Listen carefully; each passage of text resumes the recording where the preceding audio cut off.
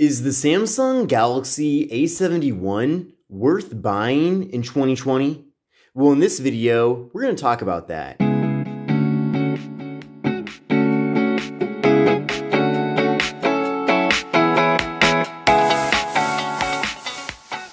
Hi everyone, this is Kevin here, and in this video, we're going to be talking all about the Samsung Galaxy A71 in 2020. Now, I know many people will jump in the comments and say, hey, wait a minute, this device has actually been out for about 3 months, so why would you make a video about whether or not it's worth buying in 2020 when the phone was launched in 2020?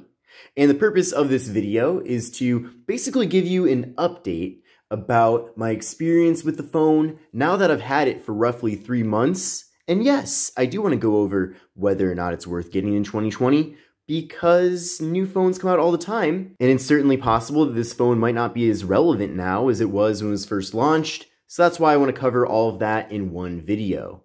Now, the first thing I want to let you know is that this is the international GSM variant of the Galaxy A71. At least at the moment, that is the only variant of the phone that you can get. I have heard, though, that there will be a 5G variant of the device coming out in several months. And of course, I will be getting that to cover here on the channel, so give this video a thumbs up to show your support for that. Now, you can currently get the Galaxy A71 at around $400. So take a look at the link in the video description, though, to see the most up-to-date pricing for the phone. So you can definitely get this phone at a solid price, considering that it is a brand new mid-range phone from Samsung. And in this video, I'll cover some of my favorite features and specifications with this phone in case you either forgot about them or are not aware of them. But I have been using this phone with Cricket Wireless, and it's been a very good experience. The process of getting this device working on Cricket was as simple as just taking my Cricket SIM and putting it into the phone, so super easy. Now, with the device, we're getting a massive display at 6.7 inches.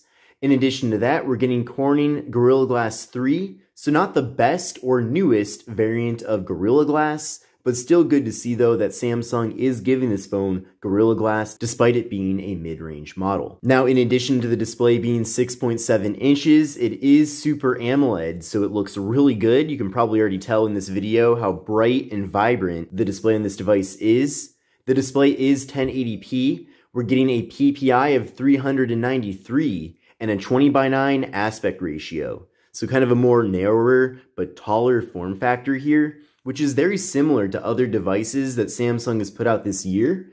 And what's really cool about the A71 is that it even looks and feels very similar to Samsung's 2020 flagships, such as the Galaxy S20 Ultra, which I have right here.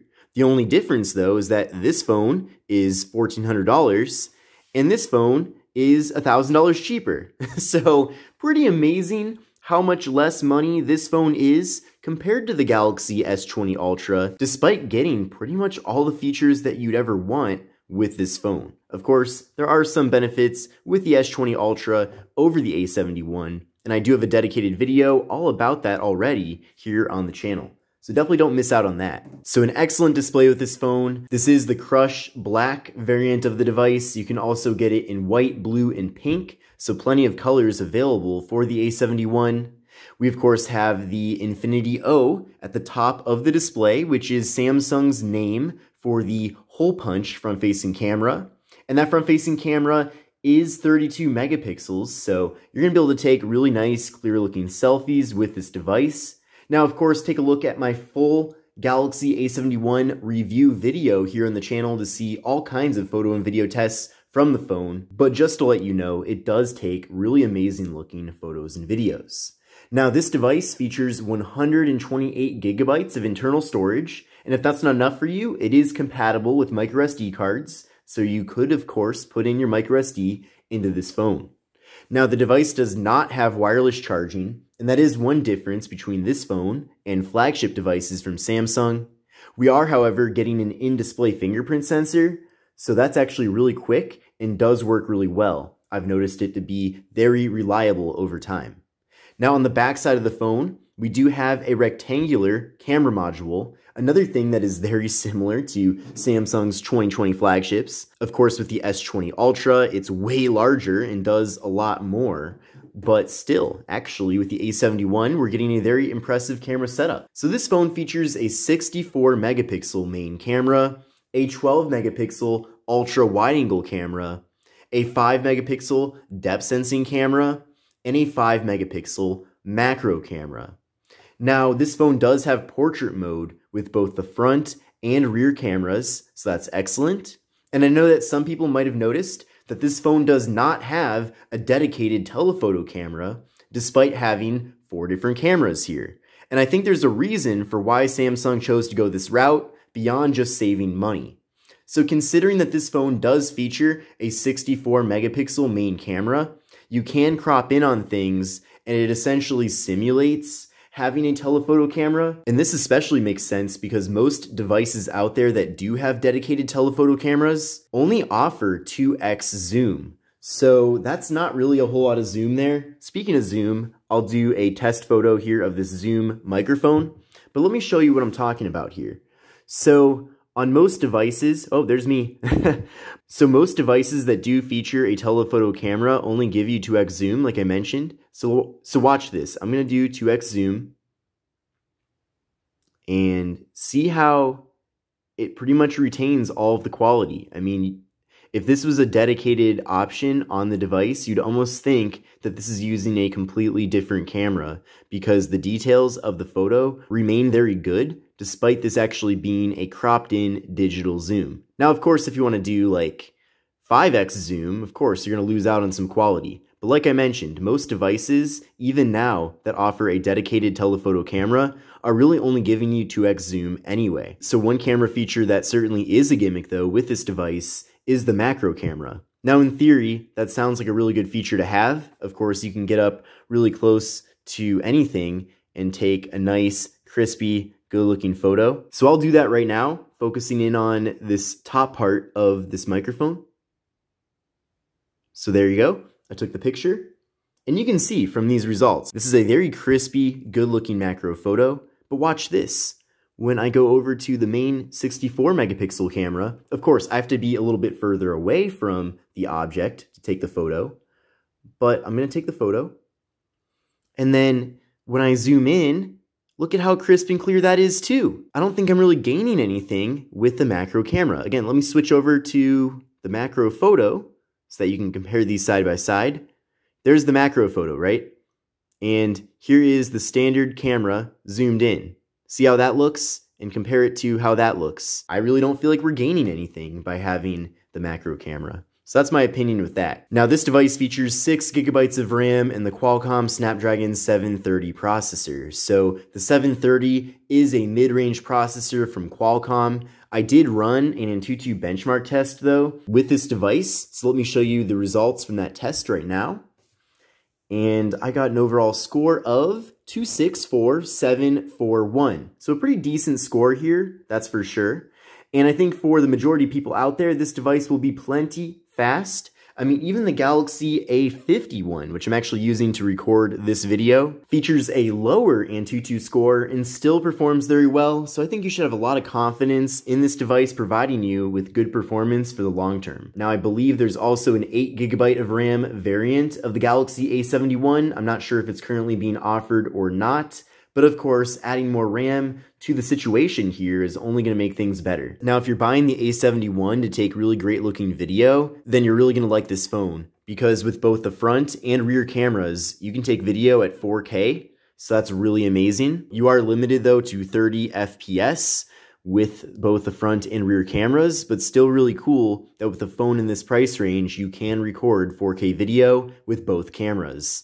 Now, in comparison, the brand new iPhone SE from Apple, which retails at the same price tag, doesn't even offer 4K video recording for the front camera. So that's one way of many that the A71 is a better choice than the iPhone SE. But we'll save all of that for a separate video. I've got the SE coming, and I'll have it pretty soon, so I will be doing a side-by-side comparison with this phone and that phone. Now, the Samsung Galaxy A71 features a very beefy battery with a capacity of 4,500 milliamp hours, and you can also recharge that battery very quickly with 25-watt fast charging. So you get everything you need for that included for you in the box. Now, the software on this phone is Android 10 with Samsung's One UI 2.0. So you are getting the latest and greatest variant of Samsung software here. So you're getting many of the features that you would typically find with flagships like the Galaxy S20, including features like the App Edge on the side. And you're also getting Bixby. Now, I'm not a big fan of Bixby, so I haven't even set it up yet, and I also haven't updated it. But if you do want Bixby, then you got it here with the A71 as well. Now, one area where Samsung is lacking, though, is the security patches. And this is pretty surprising, considering that the A71 is a fairly recent device from Samsung. The last security patch that this phone has gotten is the January 1st, 2020 security patch. Now, for many people out there, that's not a problem at all, and I'm personally not too concerned about it. But I do know that it is a nice thing, though, getting the latest security patches as they come out from Google. And other Samsung phones, such as the A50 and, of course, the S20 series, have all gotten updated to the March 2020 security patch, which at the time of me recording this video is the most recent security patch available. Now, maybe we'll get lucky, and when the April security patch comes out, the A71 will receive it. I certainly think that's something that Samsung could and should do to keep the A71 nice and fresh.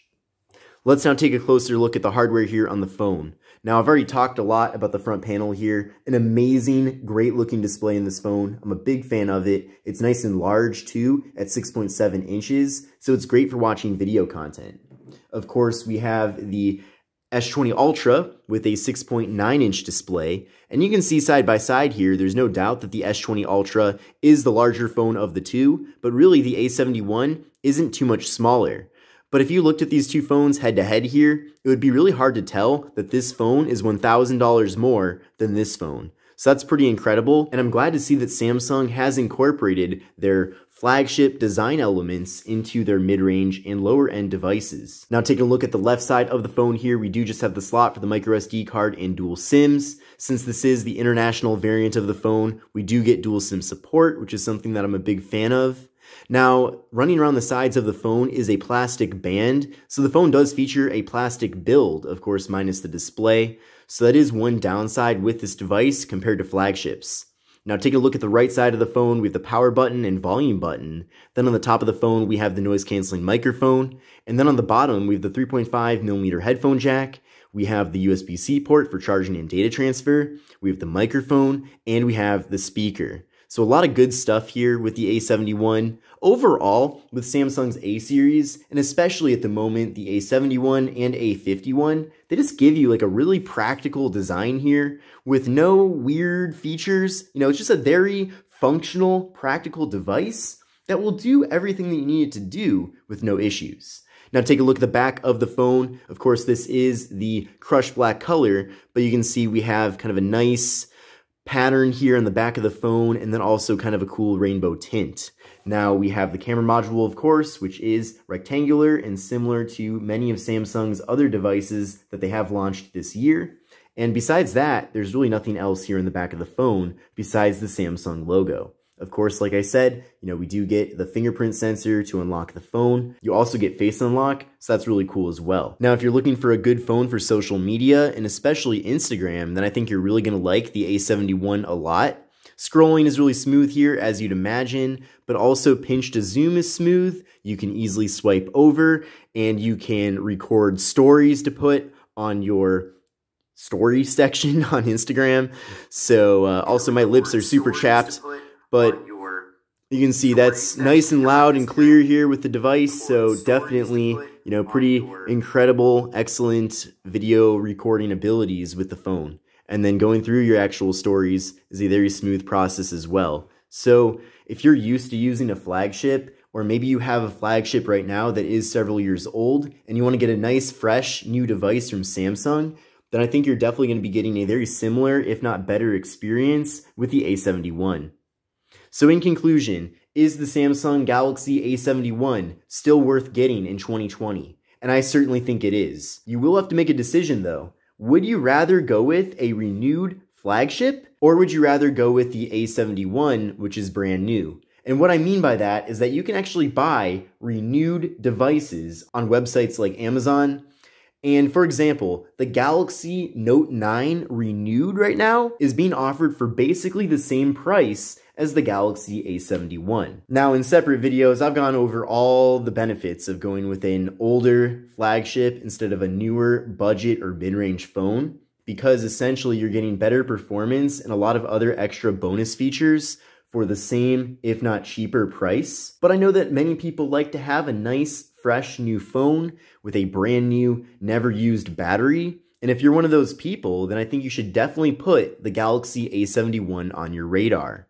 But I hope you enjoyed this video about the Samsung Galaxy A71 in 2020. If you liked it, give it a thumbs up. Of course, make sure to sub to the channel and also follow me on Instagram and Twitter, as I'm very active on those platforms. But this is Kevin here. This is the Galaxy A71, and I will see you in the next video.